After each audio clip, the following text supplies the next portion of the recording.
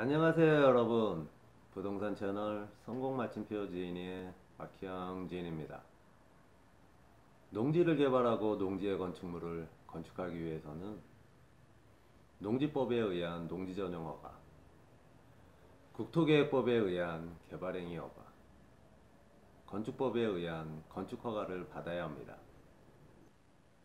과거에는 건축 없이도 지목 변경이 가능했으나 현재는 건축을 완료하여 준공검사, 사용 승인을 받아야 지목이 농지에서 대지로 변경됩니다. 농지에서 지목이 대지로 변경됐다는 것은 개발이 완료됨을 의미합니다. 미개발 농지의 개발 과정입니다. 개발 단계가 올라갈수록 토지의 가치는 올라가죠. 물론 시간과 비용이 들어가지만 그 노력과 대가보다 더 큰 가치 상승이 있기에 어느 정도 수준이 있는 투자자라면 미개발 토지인 농지를 더 선호하게 됩니다. 개발 건축이 불가능한 농지도 있기에 그러한 토지를 선별할 수 있는 안목이 필요하죠. 토지 투자의 궁극적인 목적은 건축을 하기 위함이니까요. 농지 전용, 개발행위 허가의 가능 여부는 토지를 취득하기 전 반드시 체크해야 할 사항임을 강조드립니다. 농지에 건축을 할 수는 있습니다. 마구잡이식으로 건축할 수는 없겠죠. 앞에서 말한 것처럼 법이 정한 기준이 있고 절차라는 것이 있습니다. 그 절차 중 가장 먼저 해야 하는 것이 농지 전용입니다. 농지개발 건축의 시발점인 농지 전용에 대해 알아보도록 하겠습니다. 농지를 개발하기 위해서는 개발행위 허가를 받아야 하는데 개발행위 허가 외에도 농지 전용 허가나 신고를 받아야 합니다. 농지 전용은 농지를 건축 가능한 대지로 바꾸겠다는 것, 농지를 다른 용도로 사용하겠다는 것이죠. 농지 범위에 대해 간단히 알아보면 농경지 또는 다년생 식물 재배지, 지적법상 지목이 전, 답, 과수원인 토지, 지적법상 지목이 전, 답, 과수원이 아니더라도 농경지 또는 다년생 식물 재배지로 이용되는 토지도 사실상의 농지입니다. 앞에 농지의 개량시설의 부지, 유지, 양배수시설, 수로, 농로, 제방, 토양의 침식이나 재해로 인한 농작물의 피해를 방지하기 위하여 설치한 계단, 흙막이, 방풍림, 기타 이에 준하는 시설, 고정식 온실, 버섯재배사, 비닐하우스, 축사, 건축사역사 및 그 부속시설과 농막, 간이태비장, 간이저온 저장고, 간이액비 저장소와 그 시설의 부지. 농지의 범위를 알아야 하는 이유는 농지 전용을 받지 않아도 되기 때문입니다. 예를 들면 농지의 범위에 포함되는 고정식 온실, 축사 등은 농지 전용 없이 설치가 가능합니다. 다만 농지에 포함되기에 농지증은 발급받아야 합니다. 농지의 범위에 대한 자세한 내용은 이전 영상 보시기 바랍니다. 농지의 전용이란 농지를 농작물의 경작이나 다년생 식물의 재배 등 농업생산, 농지 개량의 목적에 사용하는 것을 말합니다. 농지의 고정식 온실, 버섯재배사, 비닐하우스, 축사 및 그 부속시설의 설치 행위와 농지에 부속한 농막, 간이저온 저장고, 간이퇴비장, 간이액비 저장소 등의 설치 행위는 농지의 전용 행위가 아니라 이용 행위이기 때문에 농지 전용을 받을 필요가 없습니다. 농업생산 기반 시설의 목적의 사용은 그 본래의 목적 또는 사용에 방해가 되지 않는 범위 안에서만 가능하므로 목적의 사용 승인을 받은 저수지, 제방이나 수면에 다른 시설을 설치하는 것은 농지 전용 대상이 아닙니다. 농지 전용은 협의, 신고, 허가의 세 가지가 있습니다.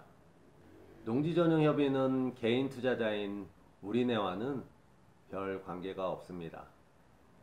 다만 농지 전용 협의가 완료된 도시지역 중 주거지역, 상업지역, 공업지역의 농지는 취득 시 농지취득 자격증명 발급이 면제되고, 계획관리지역 안에 지구단위계획구역에 포함된 농지 또한 취득 시 농취증 발급이 면제됩니다.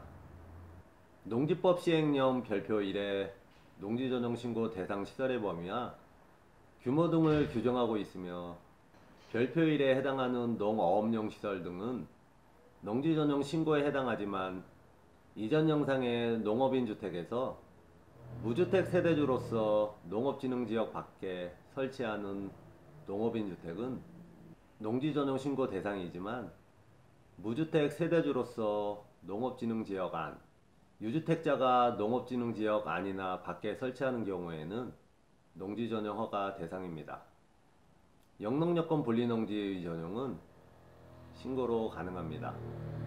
농지전용 협의와 농업용 시설을 제외한 대부분의 개발과 건축물의 건축은 농지전용 허가 대상임을 알고 투자하시면 됩니다. 농지전용 시 선행적으로 체크해야 하는 것이 도로의 확보입니다. 농지전용 시 진입도로 여건을 알아보면, 농지법상 농지전용 허가 심사 기준은 진입도로와 관련한 사항을 명시하고 있지 않지만, 건축법에 따라 진입도로를 확보해야 하는 건축물을 설치하는 경우 진입도로는 주된 시설 부지의 부속시설에 해당하므로 농지전용 면적에 포함됩니다. 따라서 이때 농지전용 허가를 받으려면 반드시 진입도로를 확보해야 합니다.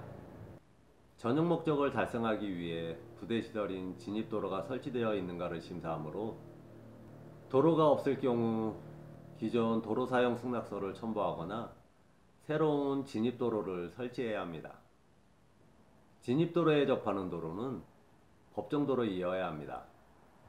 농도, 농로를 진입도로로 이용할 수 있는지 살펴보면, 농도, 농로 둘 다 농어촌정비법 제2조, 제6호에서는 농업생산기반시설인 도로로 규정하고 있습니다. 농도는 농어촌도로정비법에 의한 도로로서 경작지 등과 연결되어 농어민의 생산활동에 직접 공용되는 도로를 말하며, 지자체가 고시한 농어촌 도로망도를 열람하여 파악할 수 있습니다. 농로는 농업인이 농지에서 경작에 필요한 도로로서 개인이 허가 신고 절차 없이 설치가 가능합니다.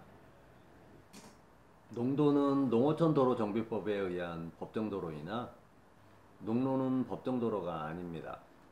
농로에 대해 좀 더 살펴보면, 농지법에서는 농지의 개량시설의 하나로서 농지의 범위에 포함되고, 농어촌 정비법에서는 농업생산기반시설의 하나로서 소유자가 농림축산식품부나 한국농어촌공사인 국공유지로서 지목이 도인농로와 개인 소유의 농로가 있습니다. 농로는 경지정리지역이나 집단화된 농지의 경작지 사이에 사용되는 도로로서 도로의 구조를 갖춘 경우 도로로 인정됩니다. 개인 소유의 농로일 때 주민이 장기간 통행로로 이용하고 있는 사실상의 통로로 인정하는 경우, 토지 소유자의 동의 없이도 도로로 지정할 수 있다는 규정이 해당 지자체 조례에 있는 경우 도로로 인정됩니다. 농로, 국어가 농어촌공사 소유일 때 목적의 사용 승인을 받을 경우 건축법상 도로 인정 여부를 알아보면, 건축법에서 말하는 도로란 보행과 자동차 통행이 가능한 너비 3m 이상의 도로를 말하는 것이므로, 농로, 국어가 보행과 자동차 통행이 가능한 너비 4m 이상의 도로로서 구조와 기능 등을 갖추고 관계법령에 적합한 경우 도로로 지정이 가능하며, 도로 지정 가능 여부는 허가권자가 확인, 검토하여 판단할 사항이므로 해당 지자체의 확인이 필요합니다. 다음 영상은 산지 임야를 개발, 건축하기 위해 선행적으로 해야 하는 산지 전용 허가에 대해 알아보도록 하겠습니다. 지금까지 성공마침표 지인의 박형 지인이었습니다. 생이베리 감사합니다.